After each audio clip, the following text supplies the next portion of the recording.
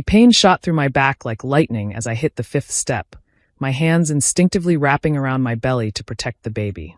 8 months pregnant, and I was tumbling down my parents' carpeted stairs like a rag doll, my sister Chloe's perfectly manicured hands still extended from the push.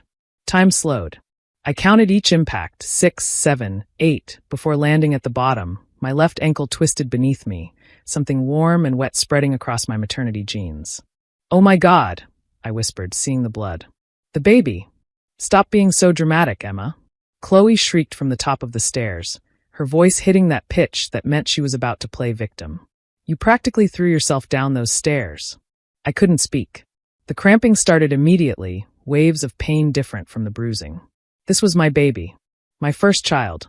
After 2 miscarriages and 3 years of trying, this was the baby who'd made it past the first trimester, past the anatomy scan, past all the milestones that had broken my heart before. "What's all this noise?" Mom appeared from the kitchen, dish towel in hand. She saw me at the bottom of the stairs and sighed. Actually sighed, like I was a spilled glass of milk. "She's being dramatic again," Chloe said, descending the stairs slowly, stepping over me like I was debris. I barely touched her. "There's blood," I managed to say, my voice shaking. "Mom, I need to go to the hospital." "The baby." "You're fine." Dad's voice came from the living room, not even bothering to come look. "Chloe's going through enough with the divorce. She doesn't need your attention-seeking right now." Attention-seeking. I was bleeding at 8 months pregnant, and they called it attention-seeking. "She pushed me," I said, louder now, anger cutting through the fear. "She pushed me down the stairs because I wouldn't give her my credit card." That's what had started it. Chloe, freshly divorced and supposedly broke, demanding I hand over my credit card for a girl's trip to Vegas. When I'd said no, that my husband Marcus and I were saving for the baby, she'd followed me to the stairs, screaming about how I'd always been selfish, always thought I was better than her. Then she'd pushed. "I didn't push her," Chloe said, examining her nails. "She tripped. Pregnant women are so clumsy." Mom knelt beside me, but not to help. She leaned in close, her breath smelling like white wine even though it was barely noon. "Apologize to your sister." "What?" I couldn't have heard right. The blood was spreading, the cramps getting stronger. "Apologize for making her angry. You know how stressed she is with the divorce. Trevor took everything." Trevor had taken half, which was fair since Chloe had cheated with his brother. But in our family's narrative, Chloe was always the victim, always the one who needed protecting, always the one whose feelings mattered more than anyone else's reality. "I need an ambulance," I said. "Apologize first," Mom insisted. "We don't do conflict in this family." "No, I thought we just do enabling. We just do gaslighting. We just do pretending Chloe's violence is everyone else's fault." I looked up at my sister, at her smug face, at the slight smile playing at her lips. She knew she'd won. Just like when she'd keyed my car in high school, and I'd had to apologize for not letting her borrow it. Just like when she'd told my ex-boyfriend I was cheating, I wasn't, and I'd had to apologize for making her feel insecure. Just like every single time in our lives when her cruelty was repackaged as my failure to accommodate her enough.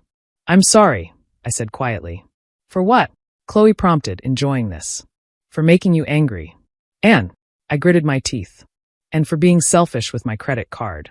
"There," Mom said, patting my head like I was a good dog. "Now we can move past this." That's when I made the call. Not to 911, though that would come next. First, I called Marcus. "Hey baby, how's the visit? I need you to record this call," I said clearly. "And then I need you to call 911 to my parents' house. I'm 8 months pregnant, bleeding, and just fell down the stairs." "What?" "Actually," I continued, loud enough for everyone to hear, "I was pushed down the stairs by Chloe. And my parents are refusing to call an ambulance until I apologize to her, which I've just done." "Are you recording?" Yes, I'm recording. I'm also already in the car. I'm calling 911 on the other phone." "Good. Mom, Dad, Chloe, would you like to add anything to the recording? Maybe explain why a pregnant woman bleeding at the bottom of your stairs isn't worth an ambulance call." The room went silent. Mom's face had gone white. Dad finally appeared in the doorway, his ESPN game paused. Chloe's smug smile faltered. "You're recording?" Mom whispered. "My husband is. Has been since I told him I was pushed down the stairs." "Oh, the doorbell camera probably caught it too. You know, the one Marcus installed last time we visited? After Chloe keyed my car again?" That was a lie. There was no doorbell camera. But they didn't know that. I didn't push you, Chloe said quickly. Tell them I didn't push you. But you did, I said simply. And I have the injuries to prove it, the blood to prove it. And most importantly, I pressed a hand to my belly as another cramp hit. Whatever happens to this baby is on you. The sirens were already audible in the distance. Marcus must have called the second I'd said bleeding and pregnant. This is ridiculous, Dad blustered. Family doesn't involve police. Family doesn't push pregnant women downstairs, I countered. The EMTs burst through the door minutes later, Marcus right behind them. He took one look at me, at the blood, at the way I was holding my belly, at my family standing around doing nothing. And I saw something change in his face. My gentle, conflict-avoiding husband looked ready to commit murder. Step back, he told my family coldly. All of you, step back from my wife. As the EMTs worked, checking my vitals, asking about the fall, I kept my eyes on Marcus. He was documenting everything. The stairs, the blood, the distance from top to bottom, my family's positions in the room. We need to transport immediately, one EMT said. Possible placental abruption. Those words cut through everything. Placental abruption. The placenta tearing away from the uterine wall. Life-threatening for the baby. Life-threatening for me. I'm coming with her, Marcus said. We'll follow, Mom said, reaching for her purse. No, I said firmly. You won't. As they loaded me onto the stretcher, I caught Chloe's arm. She tried to pull away, but I held tight. If something happens to my baby, I said quietly, so only she could hear, I will make sure everyone knows exactly what you did. Every friend, every family member, every potential future employer when they Google your name. Everyone. For the first time in our lives, I saw real fear in her eyes. The ride to the hospital was a blur of pain and prayer. The emergency C-section happened so fast I barely processed it. But then I heard her cry. My daughter. Alive. Small but alive. 4 pounds, 2 ounces, the doctor announced. She'll need NICU time, but she's a fighter. I sobbed with relief, Marcus's hand tight in mine. Our daughter was early but alive. Despite the push, despite the fall, despite everything, she was here. It wasn't until the next day, when I was stable and she was breathing on her own, that I made the second call. Not to my family. They'd been blowing up my phone with messages ranging from concern to accusations to guilt trips. But to someone else. Johnson County Police Department, how can I help you? I need to file a report, I said. For assault on a pregnant woman. The officer who came to take my statement was thorough. She photographed my bruises, took copies of my medical records, showing the emergency nature of the delivery, documented the extent of my injuries. 8 stitches in my head. Sprained ankle. Bruised ribs. And a baby in the NICU because of blunt force trauma to the maternal abdomen causing partial placental abruption. Your sister did this? She asked. She pushed me down a flight of stairs while I was 8 months pregnant, I confirmed. Because I wouldn't give her my credit card. And your parents witnessed this? They witnessed the aftermath. They saw me bleeding at the bottom of the stairs and demanded I apologize to her for making her angry. The officer's pen stilled. They what? I told her everything. 3 decades of Chloe's violence reframed as my fault. The gaslighting. The enabling. The way they'd trained me from birth to absorb her anger, excuse her cruelty, apologize for her crimes. Will you be pressing charges? Yes, I said without hesitation. My daughter almost died because everyone in that house believed my sister's feelings were more important than my baby's life. So yes, I'm pressing charges. The fallout was immediate and spectacular.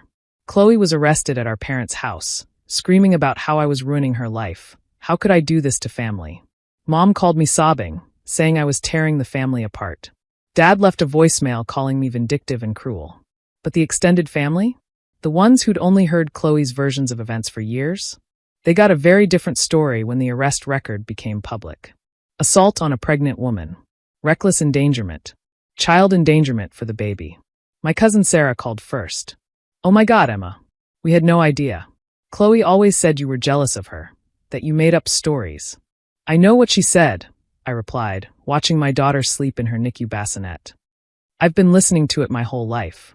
The trial was set for 3 months later. Chloe hired a lawyer with money she'd supposedly not had for Vegas. My parents put up their house as collateral for her bail.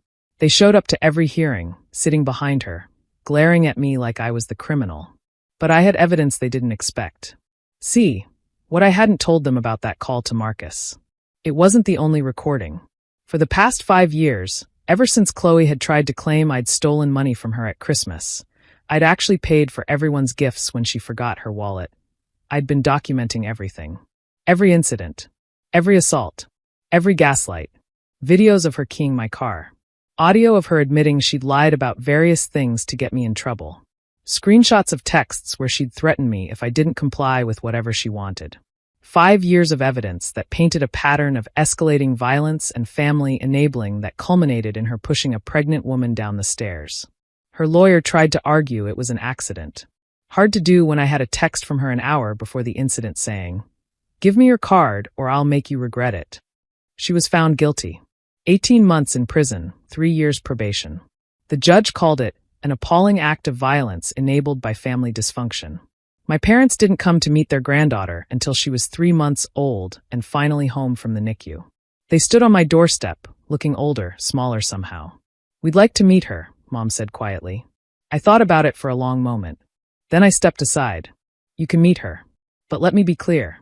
The first time you suggest she should apologize for existing, or that she should give up something to make someone else feel better, or that her safety matters less than someone's feelings, you're out. Forever." They nodded, chastened. For now. As they cooed over Luna, my fighter, my miracle, my evidence that sometimes surviving means standing up, I felt Marcus's hand on my back. "You okay?" he whispered. I thought about the girl I'd been, apologizing at the bottom of those stairs while bleeding. I thought about the woman I was now, who'd chosen her child over her conditioning, truth over family comfort, justice over false peace. "Yeah," I said, meaning it. "We're okay. Chloe writes me letters from prison sometimes. I don't read them. I just file them away with the rest of the evidence, in case I ever need reminders of why some bridges deserve to burn. My daughter will grow up knowing that her safety matters more than anyone's comfort. That's the cycle I'm breaking. One push, one fall, one truth at a time. And if that makes me the family villain? Well, I've been called worse. By people who thought a pregnant woman bleeding at the bottom of the stairs should apologize for inconveniencing her attacker. I'll take villain over victim any day.